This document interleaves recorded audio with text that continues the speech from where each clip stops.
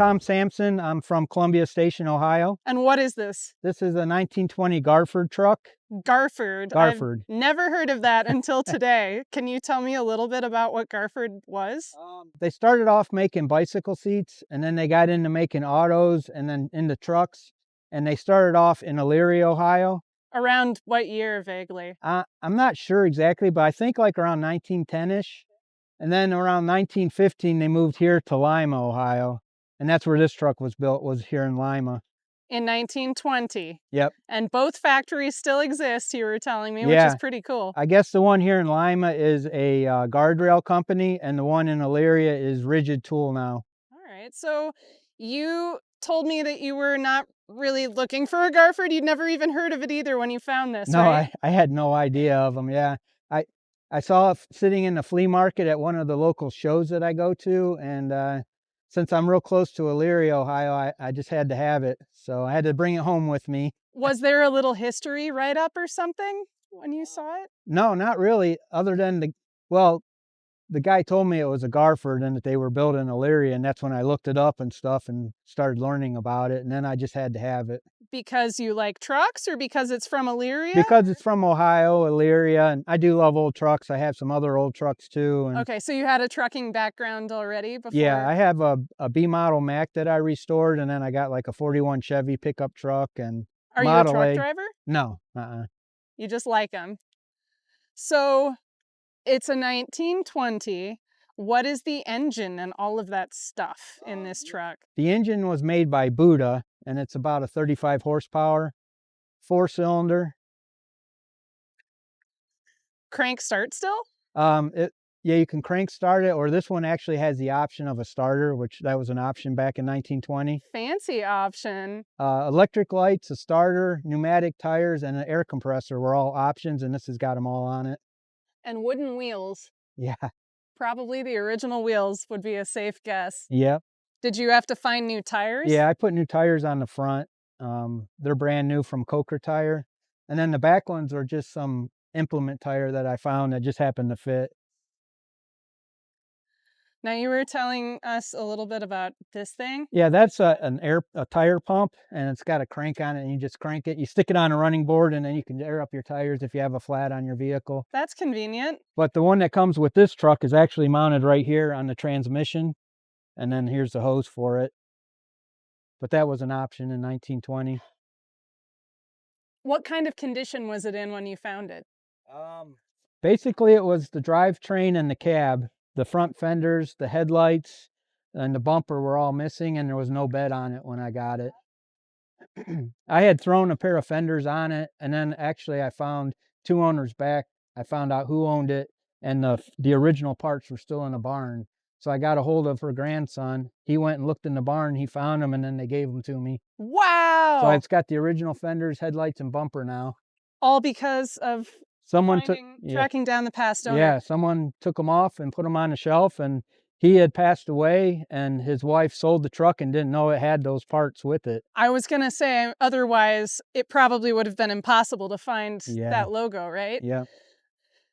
We were talking also about this door is kind of useless. You can't get around the steering wheel to climb in from the driver's side, so it's probably just there for ventilation. In which, like, the back window here, I guess we could call that a back window. The side window even moves. And it just, wow, and it stays there. Yeah, it like pops out on the bottom to hold it in place. But this is the original cab. Yes. 105 years old. Yeah. This is amazing. Now, what about the back here? Well, the bed I built, and then I have a load of lumber on the back there. Sure you do. I took a video earlier of you opening it. Yeah, I made it into a bootlegging truck because in 1920 was the start of Prohibition, and I thought that would kind of fit the era of the truck. So specifically because of a photo you found? Yeah, I found a photo on the internet of something similar. It had a small opening in the back, and it showed the police there opening it up, and there was liquor inside of it, and that's what got me the idea. Look at all the spokes on that wheel. What is the transmission? It's a 3-speed transmission. It's kind of different because the gear shifts. The first gear is off to the right, where normally nowadays it's on the left. So the gears are kind of backwards when you shift them. Did you have to learn that the hard way? Yeah, actually, I had the truck when I first got it running. I had it up on jack stands, and that's when I learned the transmission was backwards because I could watch the wheels spin, and that's how I figured it out. Had you tried to drive it at that point? No, Or- not okay, at that good. point. Well, that's smart. Good thing you found that out first. So, very lucky to have found the missing pieces, really. Was there anything else that was really like a needle in a haystack along the way? No, not really. It was just the fenders and stuff. I thought I'd never find them or find a set, and I just happened to find the original. So How did you track was- down the past owners? I had it at a truck show, and one of the owners that sold it to the guy that passed away, he said when I sold the truck there was fenders with it, and he gave me their name, and that's how I found it. I really appreciate your attention to detail here, that everything is clocked the same direction. So what's your background that you're so precise with stuff like that? Well, I went to school to be an aircraft mechanic, but then I got into Detroit diesel mechanics, and now I work for the city of Strongsville, and I was a mechanic for them for about 18 years, but now I just work in the service department. Do you still know Detroit's really well? It's been 20 some years since I worked on one, but I used to do some of the 2-cycle stuff back in the day. Well, this is very cool. And I realize now looking at the door, there's one other thing we haven't talked about, the name on the door. Oh, the Kuntz company worked for White Sewing, or actually had a business, and they did all the cabinetry for the White Sewing Machine Company. In Cleveland. In Cleveland. And that was my great-grandma's uncle that owned the company. So I kind of threw that on there because that's like right around the same time. So. Well, that's very cool. And they did make some car bodies and stuff for White. Standing here looking, you said electric headlights. Are there 2 sets of headlights? Yeah, these when it was just a kerosene light, it would just have these. And then when you bought the extra electric lighting, you got electric lights there, and then they put these on too, electric lights. So that's what the canisters are inside, was an electrical? Well, the canisters for the kerosene, it's just like an open flame, and that's all it would have been originally if you didn't go with the electric lights. The hood ornament was just something I found on the internet, and I just threw it on there, but it's not original. Do you know what this truck would have done? Like, do you know its history at all? No, not at all. All I know is it sat behind a barn for like 20 years out in LaGrange, Ohio, and before that, I have no idea what it did. When did Garford go out of business? I'm thinking in the 30s, early 30s.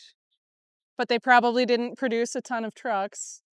Yeah, I don't know how. They did a lot of Liberty trucks for the war effort, World War I. But there's a collector up in Ohio, northern Ohio, and he had like 6 of them. And I've seen a couple others. But You said they made cars too? They made a car also, but those I guess are really hard to find. Well, it's very cool. I'm glad you brought it back to Lima today. Oh, thanks. Does it just shift like a normal truck? Yeah, but there's no synchronizers in it, so it kind of grinds a little bit. The lamp thing fell out. But the gears are backwards. First is over here, then second, third. And it's 3? Just 3? Yeah, just a 3. And first is really like a granny gear. It's real low. And then is this like a parking brake? Yeah, that's the parking brake. And then this is the throttle. This is your spark advance. And there are gauges. Yeah. Wow. Oil pressure, amp gauge, and then this is for your headlights and your ignition.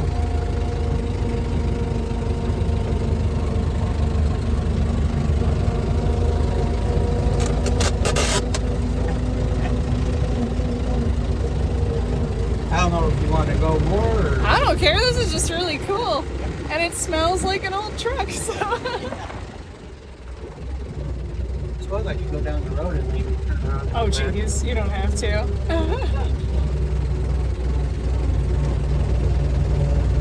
So did that picture inspire the Prohibition theme? Yeah, it sure did. Are these the headlights? Or the oil? Yeah. Wow. Yep. And they're the burner fell out. But they're kerosene, and they also have electric lights in them.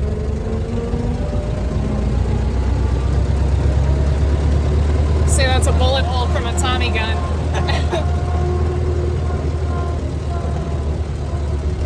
Your husband's probably thinking I'm stealing you.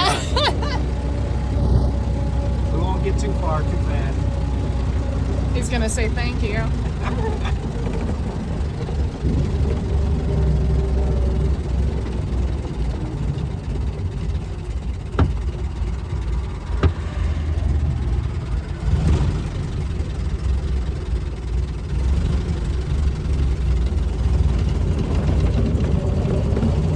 Is this the first time you brought it to Lima? Yeah, yep. I wanted to bring it back home for one. I'm gonna go check out the factory where it was built after I leave here.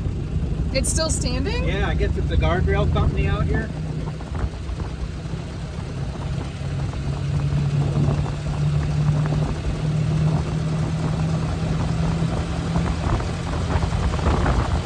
No more cramped in here than my Mini Cooper. Is this top gear? Yeah, this is it.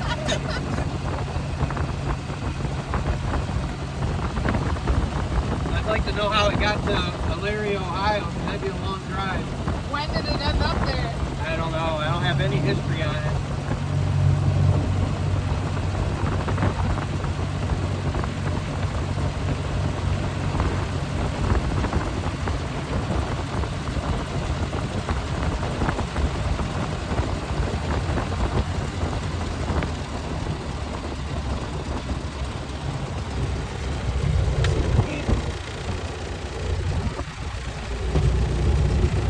That's all it's got for a turning radius, too.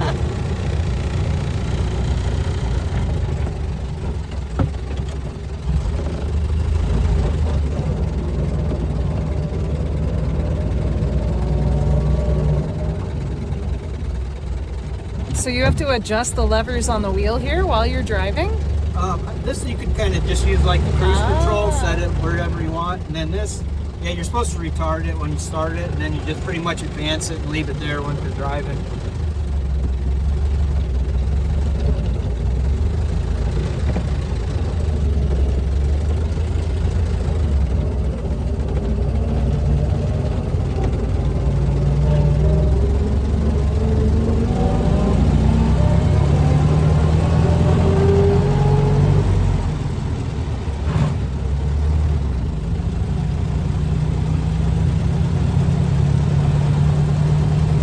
Guessing you have to double clutch it. Yeah, it helps.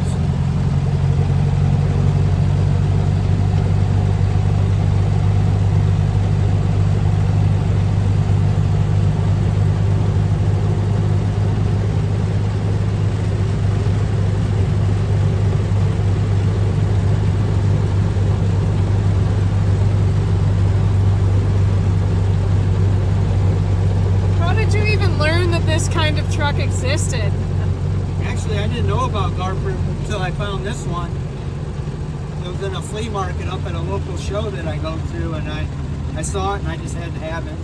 Did it run when you found it? And I live like, I don't know, 6 minutes from Elyria where Garford originally started. So I'm like, oh, it's got close history, I gotta have the truck. Oh, so it moved to Lima. Yeah, about 1915 it came down here. The factory's still up there too. It's a Rigid Tool Company now. Do you know, did they start making something else and they ended up making vehicles? Yeah, they started making bicycle seats. And then they got into making vehicles. They made cars too, but those were real rare, I guess.